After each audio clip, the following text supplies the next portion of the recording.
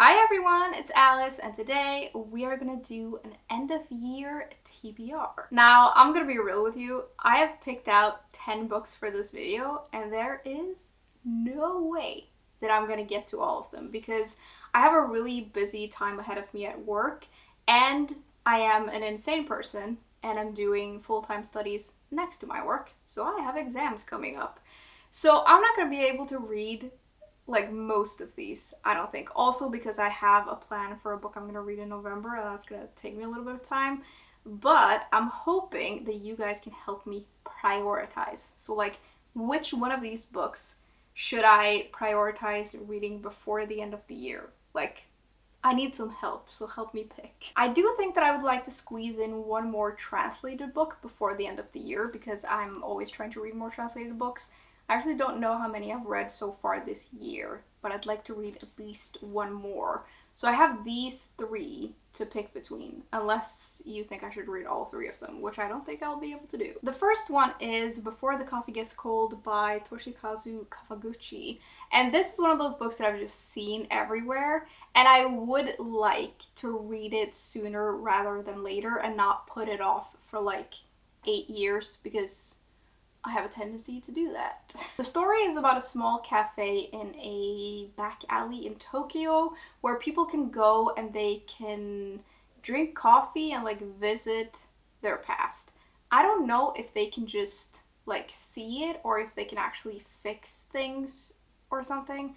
I'm not entirely sure how it works, but I do like books with sort of time elements in them, and I've just seen this so many places and so many people love this book. There's also a whole series now of these books, and yeah, I would like to read it, but I don't know if it's gonna happen this year. It is quite short though, so it won't take me too long to read. And the next one that I have is a little bit chunkier. It's Welcome to the Hyunam-Dong Bookshop by Hwang Bo-Reum, and this one sounds really good, but it is a little bit chunkier, so I don't know if I should read this first. It's actually not that long. Like 300 pages. So it's like average. It just looks a little thick. The story sounds like something I would love though, because I love these kinds of stories. It's about a woman who seems to have the perfect life, and she has actually quite a demanding life. She has a very demanding career and a very demanding marriage, and she's just completely burnt out. So she decides to leave it all behind and go to like the suburbs, I think, and open up a bookshop. And that just sounds amazing. I have read several of these kinds of books and I just always enjoy them. This is also translated from Korean, which is pretty cool. I don't know if I've read any Korean translations this year, but I would like to read this one day. I also love this cover. It looks so cool. And I just really like these kinds of stories. I wonder how the book is structured though, because looking at it, it looks a little bit different, but yeah, maybe I'll read this one. We'll see. Have any of you read it? I would love to know what you thought. The third one is one that I've had for a few years now, and I keep saying I'm going to read it and I still haven't read it. That's true for a lot of my books, but this is one of them. This is The Decagon House Murders by Yukito Ayatsuji. And this sounds really good, and it's one of those books that I think I'm gonna like, which is why I'm not rushing to it. It's about this university mystery club who decide to look into this unsolved murder or murders on this island, and they go to this island and sort of look into it, and then they start getting killed off one by one. It sounds a little bit similar to And Then There Were None, which is one of the reasons I think I'm gonna like it. And I just need to get on with this one. Like, I've had this for so long. I also think there are some illustrations in here which look really cool. Here is the island, and there is a house. So yeah, it sounds really good. Moving on from the translated books though, the next one that I have, I'm sure you all know, I'm dying to read. It's We Solve Murders by Richard Osman. And I loved the Thursday Murder Club series by this author. I've talked about it so much on this channel, and I just think it's so good. So I'm excited to see him write something else. This one is also a mystery novel, and it follows a detective duo. One is a retired investigator, I think, and he does odd jobs here and there, but mostly he's just like living retired life and he's enjoying his routine. And then his daughter-in-law works in security or something, and she's totally the opposite, and she loves adrenaline and adventure, and together they solve murders. What the mystery is in here, I have no idea. The thing with this though is that I can't tell if I should read this now or if I should make it my first read of 2025. Because I really like starting the year off with a book I know I'm gonna like, and I just feel like it sets the tone for the rest of the year, and I think that this would be perfect to start the new year with. But I don't know if I can wait that long or if I should. So I'm a little torn. I feel like this would be great to read in December as well. But yeah, I am really looking forward to this though. I'm sure I'm gonna love it. Then we have another mystery. It's Shady Hollow by Juneau Black. And honestly, the main reason that I want to read this is because so many of you are so excited for me to read this book. And it looks super cozy, and I do think I'm gonna love it. I don't want to put it off for too long because it's one of those books that I could put off for a really long time because I just know I'm gonna like it. And yeah, I don't know though if this is, like, should I read this now or should I read it in winter or should I read it next fall? I don't really know. The story is set in a little village of woodland folk though, and we're following, I think, a fox journalist who has just moved to the town, and I think there's something about a toad being murdered, and it seems like it might be an accident, but then this fox thinks that it isn't, and someone is trying to like keep them from investigating. I don't really know how this works, but it sounds great.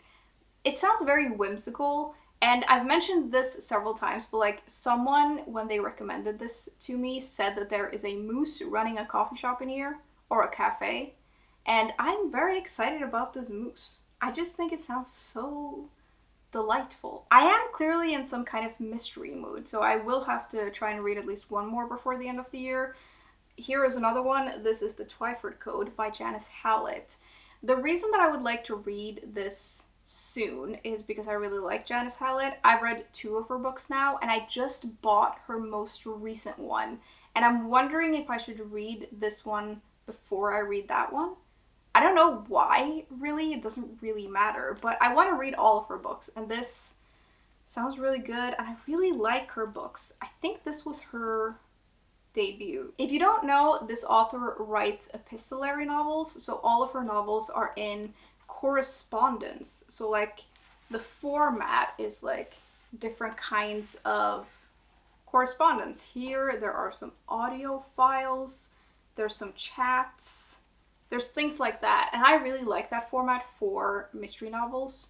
Well, I say that, but the only ones I've read are by this author, so maybe she's just really good at it. But I really like epistolary novels, so I'm excited to read this.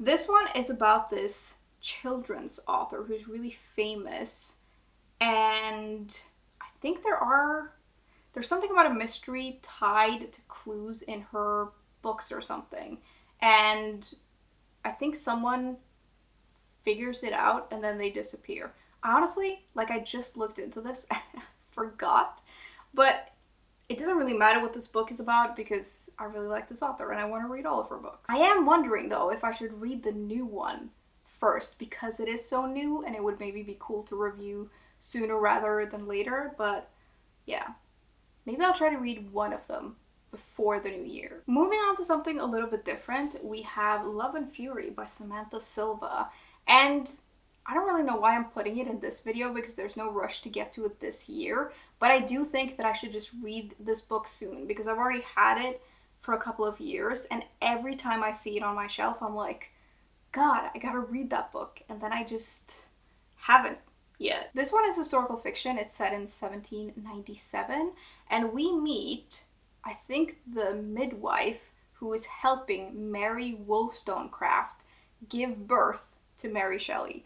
So this is, like, it's inspired by true people and true events, but it is a fiction book.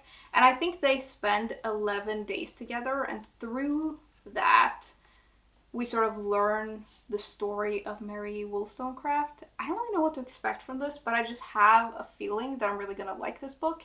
And I do love Mary Shelley, even though she's a baby in this book. So yeah, hopefully I will love this as much as I think I'm gonna love it. I do feel like I'm sort of hyping it up in my head, and the longer I put it off, the higher my expectations are, so maybe I should just read it. But yeah, I also love this cover. It's so beautiful. Then we have one of my most anticipated releases of this year. It's The Familiar by Leigh Bardugo. And it's just one of those books where like I would like to read it soon so that I don't put it off for a really long time. And because it is like a newer release, it would be cool to read soon. I mean, it came out in spring, so it's not that new, but maybe I can squeeze it into this year. I do really want to read more by Leigh Bardugo though, so I am excited about this. It is a historical fiction novel. It's set in the Spanish Golden Era, and we're following the maid in this house who has some sort of magical abilities. And when the owners of the house realize that she has these abilities, they sort of force her to use them to up their standing in society. And at some point, this attracts the attention of someone close to the royal family, so it gets like pretty high up, and I think that causes some problems. It seems like there are a lot of secrets, and yeah, sounds really good. I really like Leigh Bardugo's writing. One of my favorite books is Ninth House. I'm not expecting this to be like that because it's such a different kind of book, but I do really like her writing, so I have very high hopes for this. Second to last, we have a book by T. Kingfisher. It's The Hollow Places, and if you spend a lot of time on this channel, you'll know that I have a lot of T. Kingfisher's books, and the ones that I have read by her, I've really enjoyed. There are so many things that I like about her writing and the way she crafts characters, and I just want to read all of her books. So I'm thinking maybe I'll read one more this year. I think I've read 2 by her this year so far, maybe 3. I don't know, but I really like her books. This one is about a young woman who finds a portal in a mysterious bunker that she's discovered behind a hole in the wall of her uncle's house, which already, like, what is going on? And I guess this portal, like, there are some creatures behind these portals and they're hungry. I don't know. I don't know what this book is really even about. It doesn't even really matter to me because I really like this author. But yeah, it is like a fantasy horror type of thing. I'm hoping the horror isn't too horrific because sometimes I get a little bit scared. But usually I'm okay with her books. And one of my favorite things about this author is that there's usually like some dark humor in her books that I just really get on with, and she's very creative and just a really good writer. So this will be interesting. Hopefully the main character doesn't get eaten by these creatures. Lastly, we have another historical fiction book that actually one of you reminded me of recently. I think I got a comment on Instagram that was like, did you ever read that book? And I honestly kind of forgot that I had it, but I do still have it. It's The Fairy Bargains of Prospect Hill by Rowenna Miller. This one is set, I think, in the early 1900s, and we're following a pair of siblings who have some sort of magical abilities. It seems like they can access like the fairy realm, and then one of them marries a guy who turns out to be not so great, and I think the other sister has to save her. There's something like that. And I remember I was really excited about this book when I got it because a couple of people have recommended this to me and they love it. So I'm just thinking I might love it too. I do like historical fiction. I really like this cover, and I love books that deal with like fairy or fae. So this will be interesting. It does, like, when I look at the cover, it's maybe more of like a spring summer type book, but I can't read all books in the season that I want to read them in, so maybe I'll just read it now. I don't know. That was the last book in my stack though, and like I mentioned, I would love your help to pick which ones I should read. I would love to hear your thoughts. It is kind of funny that I'm making this TBR because I am mostly a mood reader. So I might end up reading something entirely different, but I would like to get to some of these before the end of the year, and I always feel very inspired when you share why you love certain books and stuff. I'm like, oh, you should read this because of that. So I'm hoping you guys can inspire me a little bit. I would love to know if you have made a TBR for the rest of the year though. Is there anything you really want to get to? I would love to hear about it. And that was kind of it for today. As always, thank you very much for hanging out with me today, and I will see you soon. Bye!